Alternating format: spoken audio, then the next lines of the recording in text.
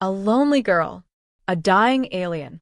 The most beautiful bond ever formed. The first time Kira noticed the humming, she thought it was the wind moving strangely through the old radio tower behind her family's farmhouse. The structure had been abandoned for decades, its rusted metal ribs jutting upward like the skeleton of some long-dead creature, but the sound she heard that evening wasn't like any wind she knew. It pulsed low and warm, almost like it was alive. Kira paused in the fading light, dragging her boot through the dirt. Her father always said that the plains swallowed sound and spit out ghosts, but she had lived on the Oclara flatlands for 17 years and had never heard ghosts hum in harmonic intervals. She glanced back toward the farmhouse. The windows glowed with evening lantern light. Her family would assume she was in the barn tending to the animals. Good. She didn't want anyone asking where she wandered off to this time. Kira made her way toward the tower. The hum grew stronger, vibrating through the cool metal beams. She pressed her palm to one, and it felt warm, impossible, given that the sun had already dipped below the horizon. She stepped around the structure, looking for the source, and that's when she saw it. A soft, shifting glow behind the clumped grass near the tower's base. Something was there. Something breathing. Kira froze. Her mind scrambled to make sense of the shape, shimmering, elongated, curled in on itself like a wounded deer. But no deer glowed blue-white. No deer flickered like starlight trapped inside a body. She took a single cautious step forward. The creature reacted. Its glow sharpened, then dimmed rapidly as if curling inward. A whisper, not a sound, but a feeling, fluttered at the edge of her mind, brushing against her thoughts like a trembling hand knocking on a door. Kira gasped and stepped back. I'm not going to hurt you, she tried to say, though her voice cracked halfway. She wasn't sure why she believed it could understand her, only that something inside her insisted it already did. The creature uncoiled slightly. Two luminous eyes, if they were eyes, lifted to her. They were full of something she recognized instantly, painfully. Fear. And loneliness. The whisper came again, more insistent. Help. Kira swallowed hard. Okay, she whispered. Okay. Just stay still. She crouched carefully, heart pounding so loudly she worried it might scare the creature away, or worse, provoke it. She didn't even know what it was capable of. Yet the terror she expected never came. Instead, she felt an overwhelming pull in her chest, like gravity had shifted subtly toward the being in front of her. It was hurt. Badly. The creature tried to move, but one of its limbs, thin, translucent, jointed in ways that made her eyes ache, folded awkwardly, trembling. A damp, silvery fluid seeped from a deep gash along its side and pooled into the soil.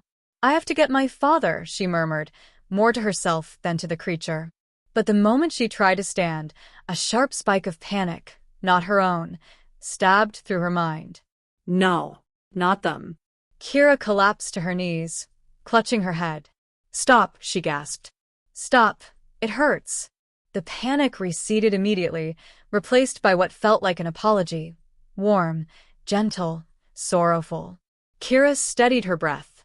Whatever this thing was, it feared humans. All humans except her. She looked at it again, really looked. Its glowing skin flickered erratically, like a dying ember. Its breath, if that was what the pulsing light along its chest represented, had become weak and uneven. It wouldn't survive the night. Kira took a shuddering breath. All right, she said softly. Then I'll help you myself. Middle.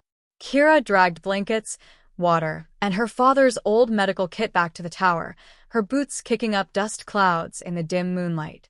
She moved quickly, fueled by a mixture of fear and determination. Every minute counted.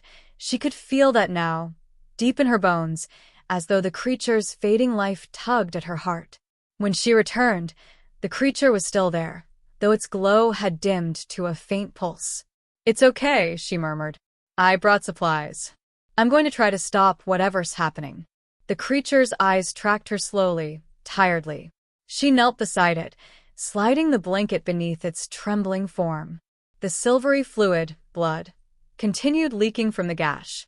She'd never seen anything like it. It shimmered like liquid moonlight and evaporated as soon as it touched the air. Kira pressed gauze against the wound.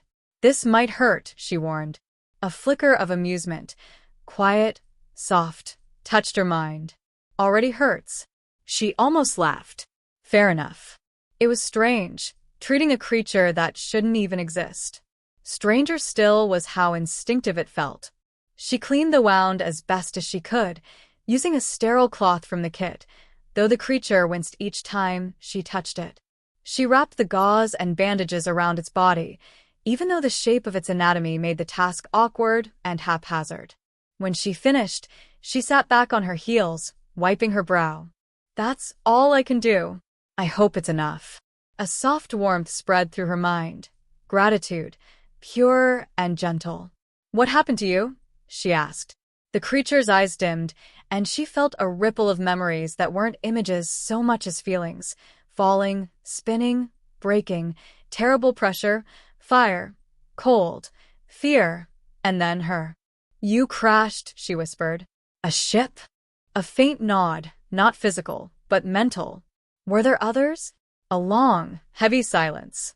Kira's throat tightened. "I'm sorry."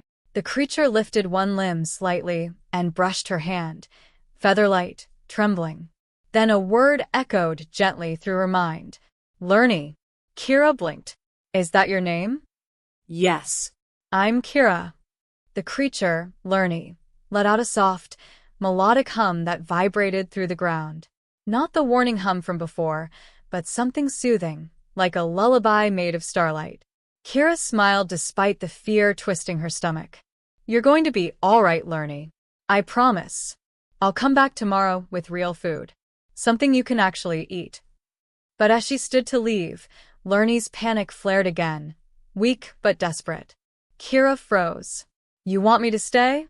The answer came as a whisper, fragile as cracking ice. "Don't leave. Cold. Alone." Kira sank back down, her chest aching. She pulled another blanket around Lurni and then another around herself, settling against the tower's base. "Okay," she murmured. "I'm here." The night deepened. Crickets droned. The stars wheeled overhead. And for the first time in her life, Kira did not feel alone. She woke to sunlight warming her face. For one disoriented moment she forgot where she was.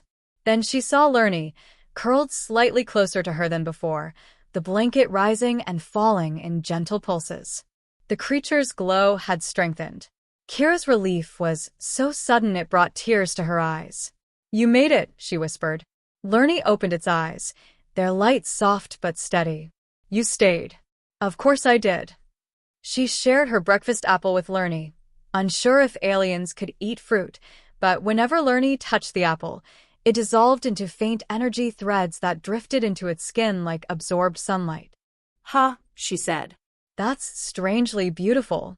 A flicker of amusement. "Tastes like light." "Sweet." Kira laughed.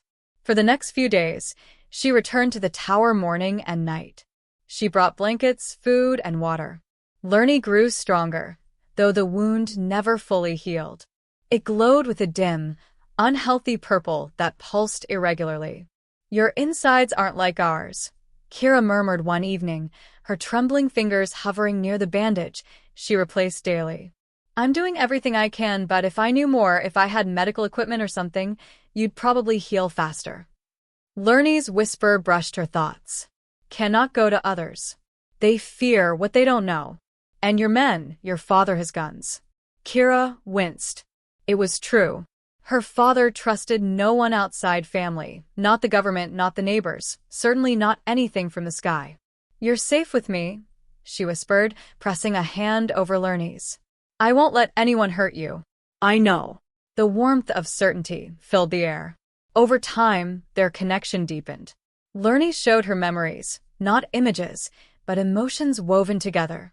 Drifting among stars, hearing cosmic winds, feeling linked to an entire flock-like collective of its kind. Joy. Unity. Freedom.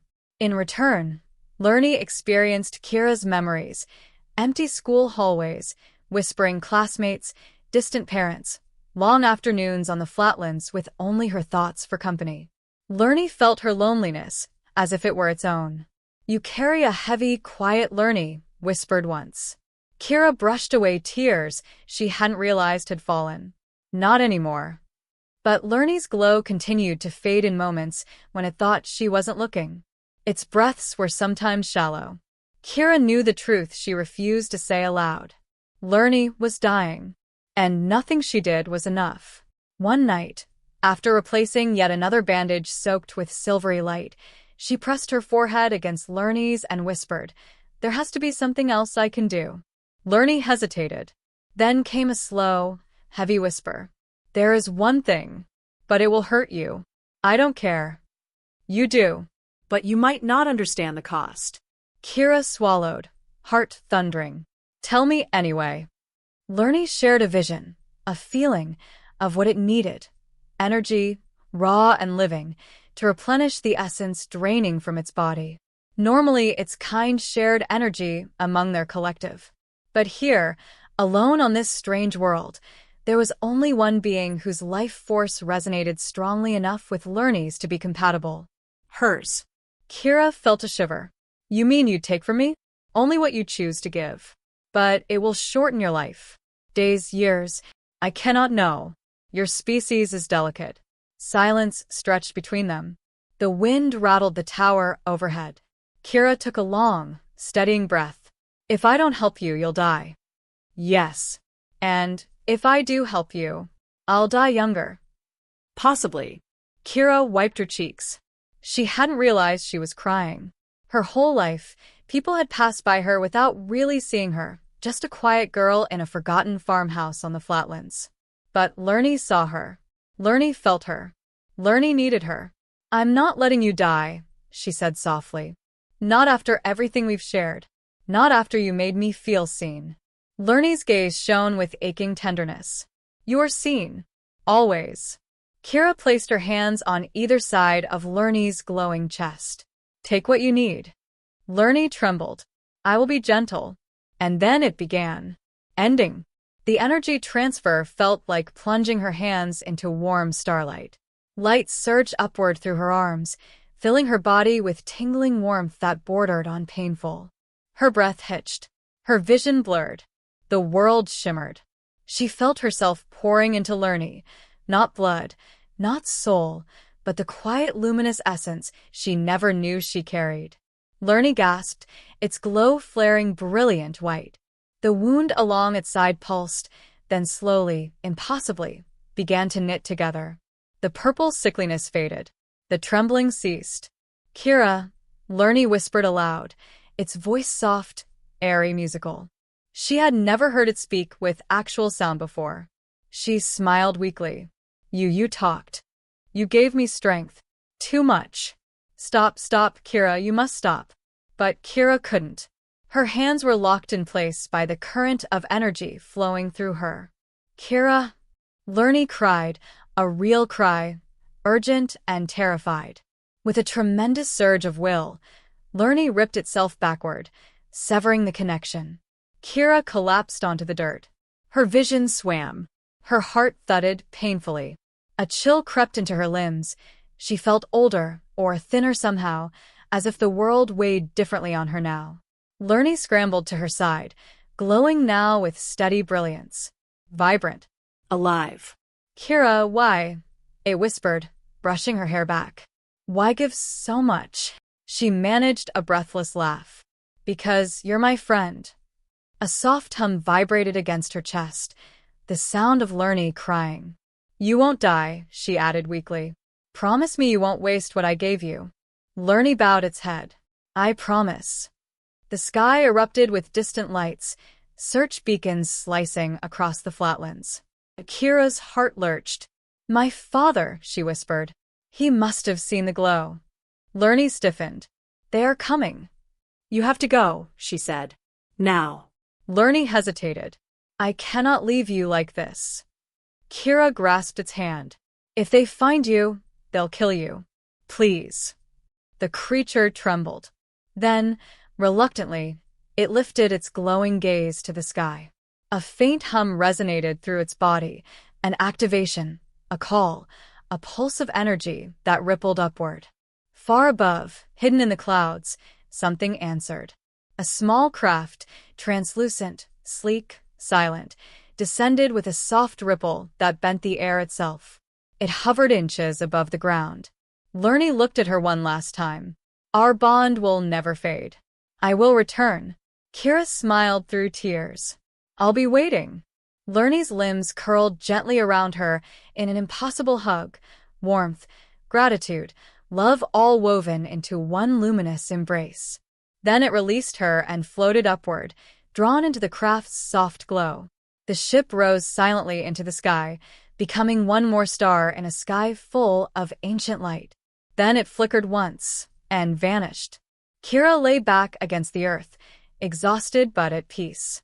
The searchlights grew closer. Her father would find her soon. He would demand answers she could never give. But she didn't care, because she knew, deep in her bones, in the quiet glowing space Lurni's energy had touched, that she was no longer alone in the universe. Somewhere out in the endless dark, a creature with starlight in its skin carried a piece of her. And she carried a piece of it. A lonely girl, a dying alien, a bond that changed them both. And it was the most beautiful thing she had ever known.